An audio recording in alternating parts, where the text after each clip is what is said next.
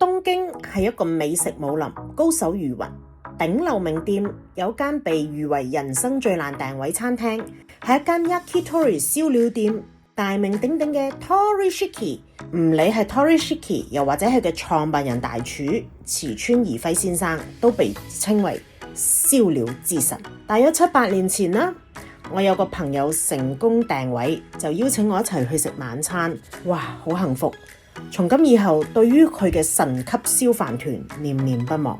10月初 Torishiki 香港姊妹品牌 Torikase Soft Opening， 池川先生特登嚟到香港坐鎮3日，主持 VIP 專場。哇！收到邀請嘅時候，我即刻更改我公幹嘅行程，趕返嚟香港2日，就係為咗食呢一餐啦。一串一生係池川先生做燒料嘅精神。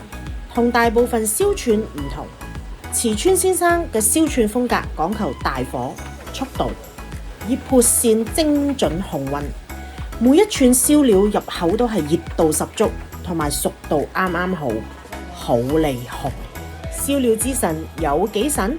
成個 menu 14度，串燒11度。第一串燒雞髀肉已經係 show off， 俾人哋講究嘅。呢度呢，佢哋係精選雞髀肉內側，每塊切成厚度一樣，再按照大小串起排列好美觀。最重要嘅係成串雞肉，唔理係頂部底部比較細塊啲，又或者係中間嘅大塊啲嘅，內內外外熟度一致，冇過生或者過熟，同埋係啱啱好斷生。哇，太好食啦！第二串係燒雞胗，厚切，但呢燒出外脆內軟，肉質粉紅，有肉汁嘅效果，好食好食。好多人食串燒必食嘅雞肉丸子，呢度就燒得肉味非常好，肉質豐盈。嚟到呢度呢，燒雞潤係必點嘅，我會話呢個係人生雞潤。點解呢？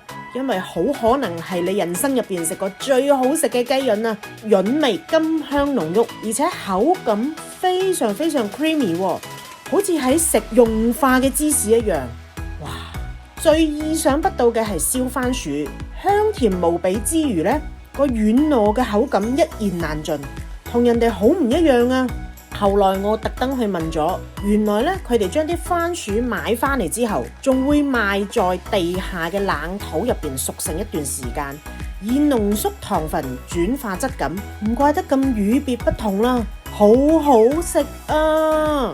值得一提嘅係呢度為咗入鄉隨俗，用咗本地三黃雞研發啲雞肉串，但係內臟咧係沿用日本雞嘅內臟。或者你會問啦，池川先生返回東京之後 Torikase 嘅水準係點㗎？